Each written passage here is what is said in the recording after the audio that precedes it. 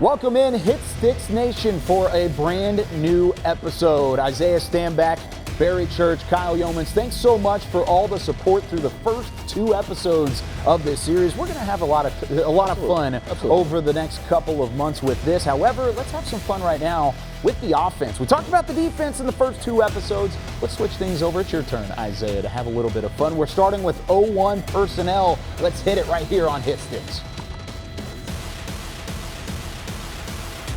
Through the first two episodes of Hit Sticks, we saw a lot of 11 personnel, which is really what the Cowboys will run the majority of the time. But Isaiah, Barry, there's a chance we might see some 1 personnel. You take one of those running backs off, and it's 1 tight end, 4 wide receivers. How does that open up an offense?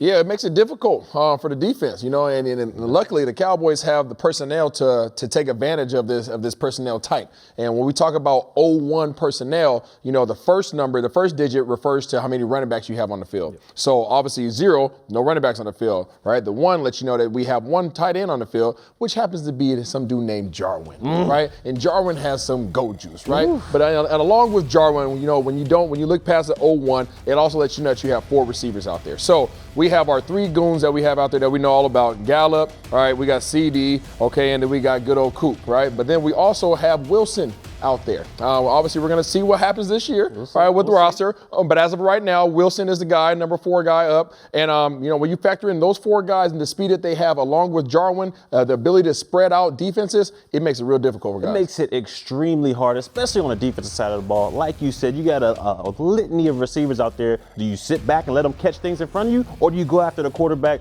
We'll see which one's better for our defense. But right now, Dallas, they got a litany of receivers, man, I'm telling you. All right, man, we're going to get into this thing real quick, okay? Once we get over here to the personnel, I'm going to go ahead and pop up to right here where you see no running backs, 1 tight end, 4 wide receivers.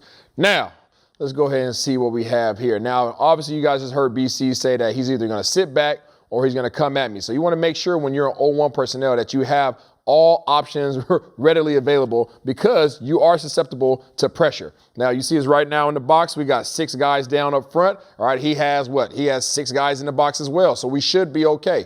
So as we back away from here, you see what we have here. We got three guys on our left side. We got 2 on the right. He has 4 guys, kind of 5 guys shaded over here to the left, depending on what this defensive end decides to do. So let's see what happens once we hit this play button.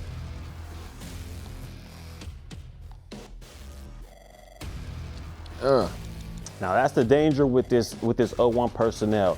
As a defensive coach right there, I chose to heat up the quarterback. Yeah. I didn't want to sit back and let Dak Prescott tear apart our defense. I chose to get after him. So what I did here was I did kind of a safety cap blitz, which is a nickel blitz as well as a safety on the opposite side, which in this instance is Donovan Wilson on the right side, and at our nickel back, we have Jordan Lewis coming off. Now, in real life, I'm sure they'll be able to time this up a little bit better to get after Dak Prescott, to make him heat up and get rid of the ball quick. Because if you see right there, we're bringing enough people, so you guys don't have enough to block us. Correct. So we're going to get to the quarterback. We want him to release that ball as fast as he can, not let these receivers be as dangerous as they are in the open field and dangerous in one-on-one situations. We want the ball out of Dak Prescott's hands quick. But as you can see right there, that offensive line, they did a great job of fanning. They did a great job of picking up the blitz, even though we had too many players for them to block. Jordan Lewis was late on the blitz on the outside, gave Dak Prescott time. These receivers in one-on-one, they're pretty much beat any secondary out there. So that was an easy win for the Cowboys right there. Absolutely. And as we come out as an offense, I just told you that when you're in this personnel, you're ready, or your antenna should be up already that, hey, alert, that they might be blitzing. Another one of the indicators we talked about in previous episodes, when we see a safety stacked over a nickel type defensive back, your antennas need to go up even larger, okay? You need to be on ET phone home mode, all right? Letting you know that, hey, guess what? Somebody, I don't care if it's his inside receiver, right, which has nobody over him. Now you go over here to the inside over here at CD, and you obviously have J. Lou over here trying to come at him from here. But you see we have Wilson sitting right behind him. That lets me know, why is he stacked over the top of him? Does he want to be in position to drop down and take his responsibilities? And the answer is yes. So as soon as J. Lou goes, boom, he comes down, tries to take over. All right, I actually had 2 options on this one right here. As we rewind it over here, I'm going to go back, bow, come right inside. And I got my guy, bow, coming in on the inside, sit, easy money, okay? And the reason why this is easy money is because he's playing off coverage. Typically, when you have pressure from these personnel groupings, the defensive backs are going to have to sit off because they can't get beat deep. Right? So that's another indicator. When you come off and you see these guys this far off, 10, 12 yards off the ball, sitting on the inside shade of Wilson here, that kind of lets me know, hey, there's probably bringing all hands on deck in terms of trying to get pressure.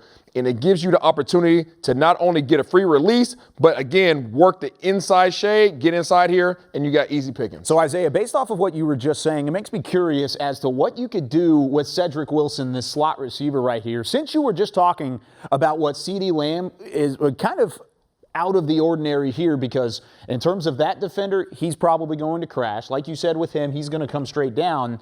So as a Madden player, is it possible that you can make sure that there's a free run over the middle of the field by audibling that route, giving that hot route to Cedric Wilson? Absolutely, Kyle. So as you just mentioned, right, I'm aware that I'm alert here with J. Lou coming off the edge. I almost 100% that he's coming, right? So all of a sudden I have pressure here.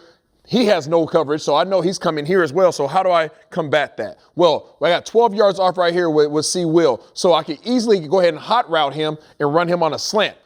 Couple things to be aware of, though, Kyle. If I run him on a slant and he's hot, if this linebacker takes him, I'm kind of in trouble, right? I'm kind of in trouble because my outlet is now being covered, right? My outlet's being covered. Now, if he covers him and he gets home, obviously it's a sack. Now, what I'm asking him to do is even in this first window, if Van Der Esch looks you up, get past him because what's on his backside? There's nothing on that backside. And that is the worst thing that BC wants because his guy is playing man-to-man and he cannot get over the top. Exactly. That is what he cannot do. And that's why as a defensive coordinator in Madden, you have to make these adjustments as well. We see we're bringing the nickel. We're bringing Donovan Wilson on that side. So we're having a zero coverage. Van Der Esch in the middle. He has Dalton Schultz as that tight end. Zero coverage. The adjustment I have to make here is I have to make sure Donovan Wilson over that third receiver, he has to play heavy inside leverage. If he gets beat inside, like my boy Isaiah said, it's a done data. It's over with because there is no one outside over there to help him out. He has got to be heavy inside leverage. And on this instance, he was a little inside leverage. He ended up getting beat overall, but he made the tackle. He opened him fight another day. He got to open him himself. He got to. So we're going to run it back and see, okay, what happens if we try to make these adjustments, all right? So boom, here we are back in the same formation, all right, the same personnel group and the same defense, right? I'm obviously aware of what's going on. Boom, I need to make some alterations here. I see the guys possibly coming hot. Let's see what happens. Boom, cross face, coming out the back end. Just like, let's go. Let's go. Get some. This cannot happen. My man cannot let him get inside. As you see, we just talked about this. If you let him inside, it's over. There's no one over there to help. And we see what happens. The result is an easy touchdown. Yeah, we run through this real quick. Okay, we just talked about the adjustment, and here we are making an adjustment here. Put him on a hot route. Okay, so I told him to run a slant. Okay, cool. So he's run 1, 2, 3. Comes across the face. Obviously, we have Jarwin going up top. Boom, trying to take the top off. Van Der Esch, as soon as Van Der Esch turns his back, it is game over, right? I already beat my man on, but now I have to be aware of this backside. Soon as Van Der Esch turns his back to run, he's in no man's land. I'm releasing the ball, catching it. You would like for him to come out the back end, go get you 6. He does so. Thank you very much. Appreciate you, BC. I tell you what, they better be inside next time, Wilson. All right, we had the first touchdown in Hit Sticks history, Mr. Isaiah Stanback. I'm sorry, Barry. But hey, guess what? I'm going to have a chance to redeem yourself a little bit. We've got Hit Sticks Nation with some questions, and our boy Dennis asks, what defensive coverage is best to call against trips or bunch formations? Well, for me, if I'm a DC, the best defense to call against trips bunch, you have to play man-to-man, but not just a regular man-to-man. You got to have some smart guys and some dogs out there, especially at that nickel position, because that's the guy that's going to have to get on that point of that bunch, and he's going to have to jam the living crap out of that receiver.